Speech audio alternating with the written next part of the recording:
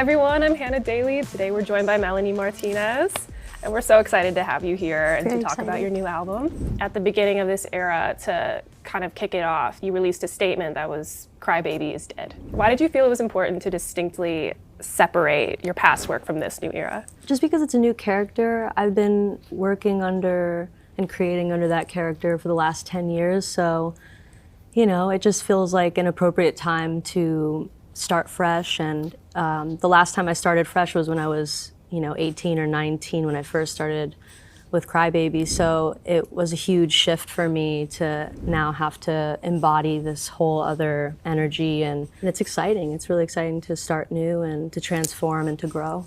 So is there any connection story-wise from Crybaby universe to Nope. Hades? Nothing. Do you miss her? Yeah, of course, I miss her. She's always going to be a part of me, but I'm excited for Circle's journey. You really build these intricate, visual, detailed worlds around all of your albums. How does that process start for you? Does it look different every time? And then how did you begin constructing this world for Hades? Well, I kind of just started with this concept of wanting to make a dystopian record and a utopian record. That was like the first idea and kind of thought that was seeded. So I would come into the studio every day, and some days I would feel like I wanted to write about more heavy, intense topics. So those would be the dystopian days. And some days I would come into the studio and I'd feel really light and kind of euphoric and want to express I guess, what I would think would be involved within a utopian society, which honestly was way harder than doing the dystopian record. Because the dystopian record, I mean, we could just look around. It's so easy to be like, the world is bleak and there's so much to discuss, So that's kind of where it started. And then over time, the character, Circle, came about when I started writing the kind of storyline after writing enough songs for the dystopian record. So Hades was kind of like halfway through already. And I was kind of sitting thinking, okay, I really need to kind of attach all these songs together and string them through in a storyline, and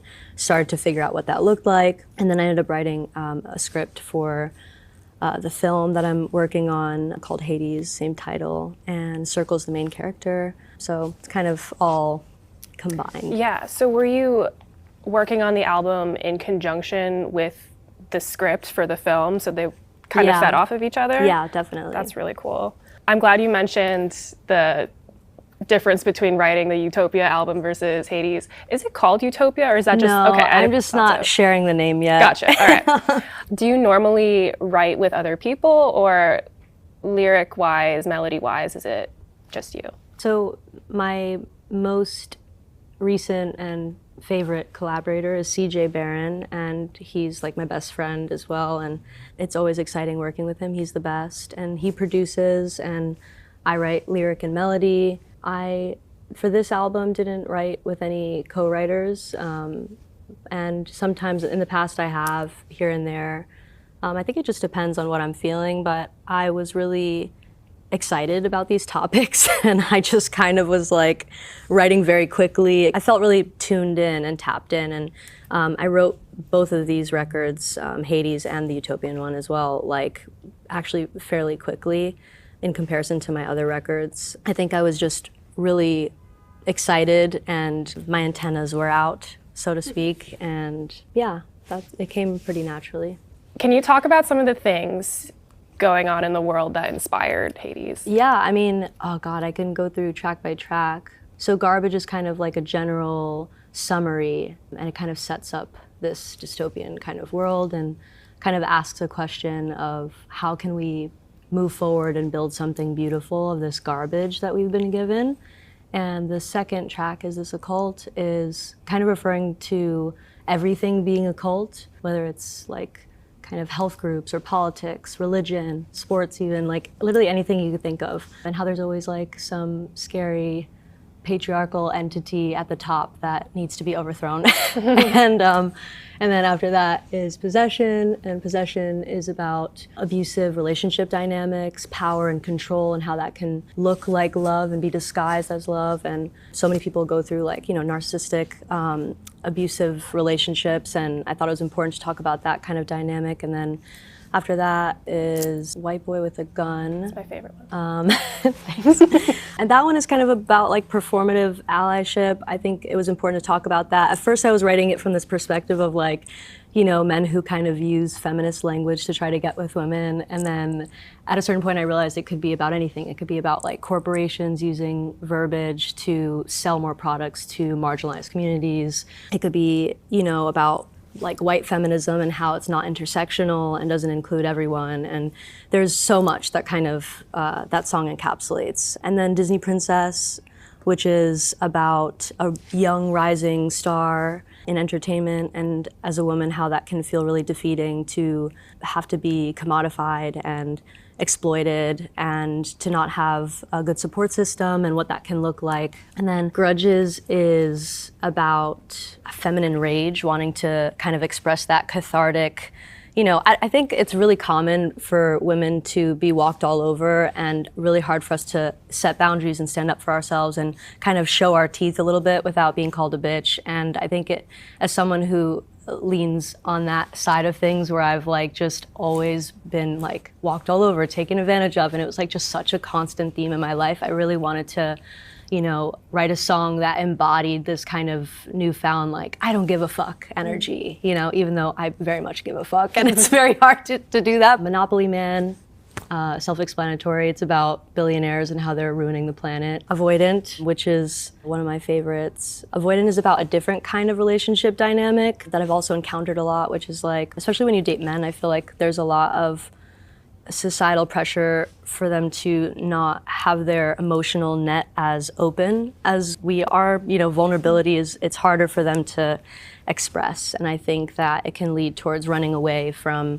problems, and instead of working together, it feels easier to kind of just be avoidant, essentially. Yeah. Monolith, which is also one of my favorites. That one makes me cry every time. It's just such a like outpouring of emotion. I think it's my best attempt to express what it feels like to be an artist, and the amount of like just giving and outpouring of like love through music and wanting to connect people together and help people through whatever it is that they're going through, and being an open ear in a way, or creating like a soundtrack to their life so that they can have someone there that tells them that they're not alone, and how lonely on the other side it can be when like no one's really there for you. Weight Watchers, when I wrote that song, I was struggling with like weight gain and trying to understand, I guess, what it was that I wanted to do. I was like kind of struggling seeing the rabbit hole happen in front of me of all these products that are pushed your way, like, you know, here's the next blah, blah, blah that you should do, or the next blah, blah, blah, or whatever, like so many different products and things that are sold to you when you're in that kind of state of mind and you're questioning your body and how you look. And I just thought it was an important song to write, and I don't think anyone goes unscathed in that way. I wrote The Plague to essentially compare the plague to COVID. I thought it was an important one to write about. Yeah, it's so biblical too. Yeah. Like, Batshit Intelligence is kind of an anthemic song about corruption and I guess like anger towards corruption. Gutters about the houselessness crisis. I thought that was also important to reflect. It's kind of rare for people to tackle a topic like that in music, because a lot of times people want to talk about, you know, whatever, like light things in music that feel good and are fun and you can party to and dance to and have a good time. But I do think that it's important as well to try to create melodies and sonics around important topics to kind of open up new perspective to people. So when building this album around the ideas of a dystopian society and pulling from real life, did you go in with like almost a checklist of these points that you wanted to address, or did one just like flow after the other? I kind of wrote titles first. I usually do that. So I'll write titles and then I'll think of how can I write about this theme or topic to the best of my ability using that title as kind of the analogy, or I would say like, how am I gonna flip this to be able to express this topic? And you know, sometimes it works out and sometimes it doesn't, but the theme stays the same. So I knew, for example, like I have a song called Hell's Front Porch, and I knew that I wanted to write about the climate crisis. And my first attempt was writing a song called like Earl Grey or something, and I didn't like it very much, and it wasn't the best that I can do with that topic. And it being such an important topic for the record, I was like, I need to redo this. So then I ended up writing Hell's Front Porch, which was way more fitting, and I love that song. So yeah, there's like moments like that where like the theme will be really important, and I know I have to write about it, but sometimes the actual title and the song itself like changes and moves into different vibe. Uncanny Valley is one of my favorite songs on the record. Uncanny Valley was the one song that I worked on with Malay, who is also incredible, and it was such a fun session. And I just remember feeling so overwhelmed with excitement because it just felt so fresh and different for me, but it still kind of encapsulated everything that I talk about, but just in this kind of new era of like AI beauty standards and how that's kind of gone off the rails. Vatican, very important song. I grew up Christian, so I respect, you know, all people's faith and their desire for religion and coming together, creating community. There's a lot of times that organized religion can kind of weaponize spirituality and you know, abuse their power within those structures. And a lot of the times there's so much shame that is spread among the LGBTQ youth.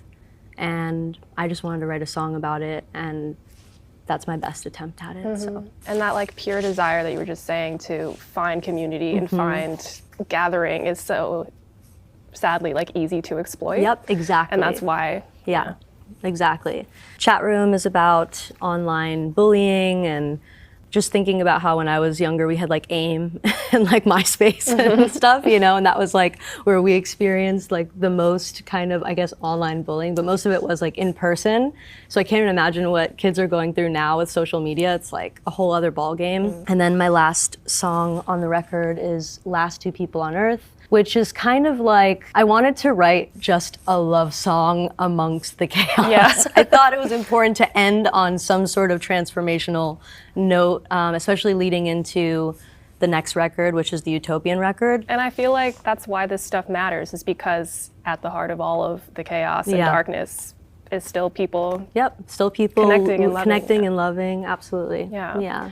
So, like you just went through, and like even when you listen to the album, it's very clear that it's all grounded in real life stuff. Can the same be said for the Utopia album? It's hard, you know, like it's so hard to like, I want to believe and imagine that it's like your idealism kind of kicks in and you're like, oh yes, like we can absolutely create a better future, but how do we get there? You know, that's still the question, is how do we get there? And I definitely don't have the answers. And a lot of the songs that I wrote for the Utopian album were just pure blissful moments that I experienced, and expressing that each day as you know, it came. Because there's so much beauty in the world, like there's so much to be grateful for, and human connection is palpable and potent and juicy. And that's the best word I can describe it as. It's just juicy. Like there's so much love, there's so much joy. Yeah, so there's a lot of things that are very positive, and that album reflects that,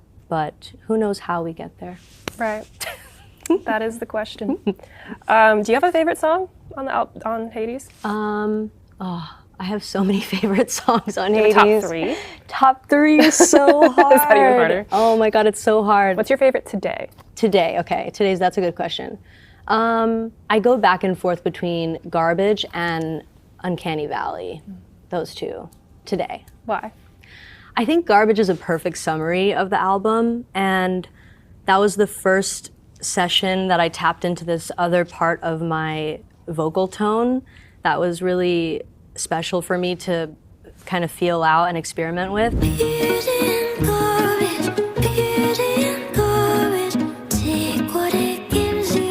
And then I was able to utilize it in other songs like the Plague chorus, which is like also one of my favorite choruses on the record, but that song Garbage just kind of encapsulates everything. I love it. And then Uncanny, I mean, I don't know, it just feels like dirty and sexy and like raw. Uncanny Valley, hard, never enough, give you all my love. I don't have many songs that make me feel that way when I write. I think it was a really special one, and just a special session. Like I remember like buzzing, you know? I was like, me and Malay were looking at each other like, oh my God, like this is such a good one. So I'm really excited about that and for people to hear that one.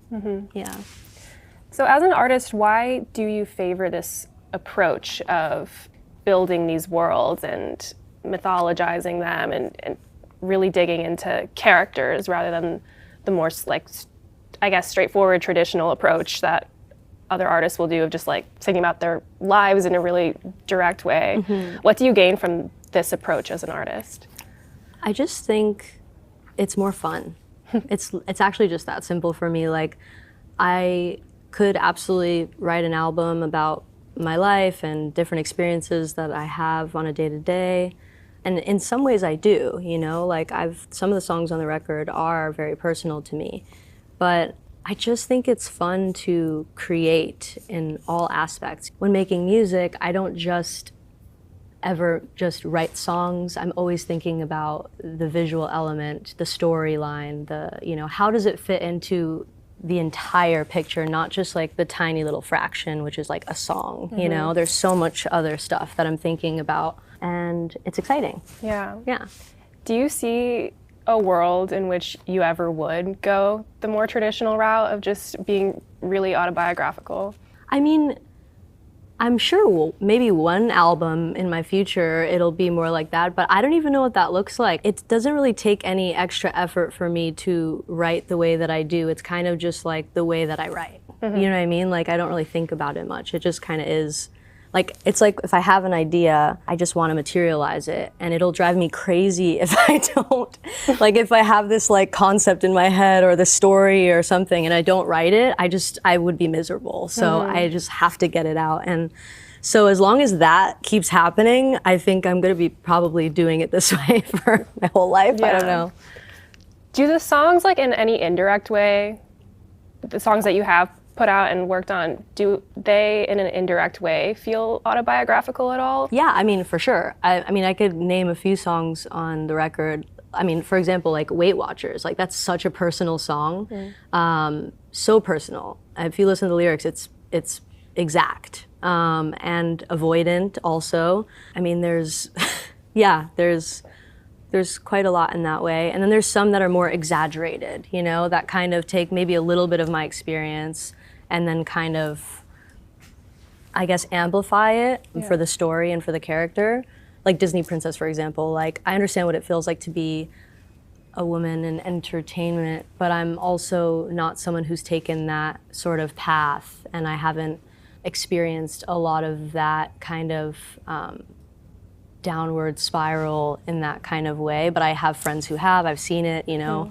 A lot of artists struggle with drug addiction and don't have a good support system around them, and I'm lucky that I do have a good support system around me. But I think writing about the extremes and amplifying and talking about those stories, I think, is way more important, you know. And then I'm trying to think of other ones. Oh, Monolith. Monolith also is directly personal experience and my own feelings about what it feels like to be in the spotlight and to be an artist. So yeah, there are a lot. I just have some like fun, like non-album questions now.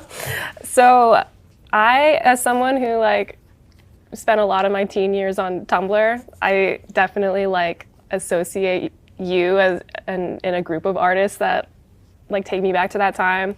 And it just celebrated its 19th anniversary. Do you have any feelings about that, or? God, I mean, nostalgia. I do have a lot of nostalgia for sure. I miss it, you know? Yeah. I kind of want to make a Tumblr. I would love to. But there's so many ads on Tumblr now, and I wish they would change that. That's the only reason why I haven't gotten back on it. But I love the format, and I love being able to create, you know, a layout. And again, it's just such a creative platform. Yeah, so that was so fun. Yeah, it was really fun. If we could get a Tumblr renaissance. Absolutely, that would be amazing. Yeah. Who are your favorite artists right now? I'm listening to a lot of like Big Thief and Mitski and a lot of different, I mean, my favorite artist of all time is like Fiona Apple, but a lot of Big Thief just like on repeat, so yeah. Thank you so much for joining us, Melanie. We loved having you. Thank you for having me.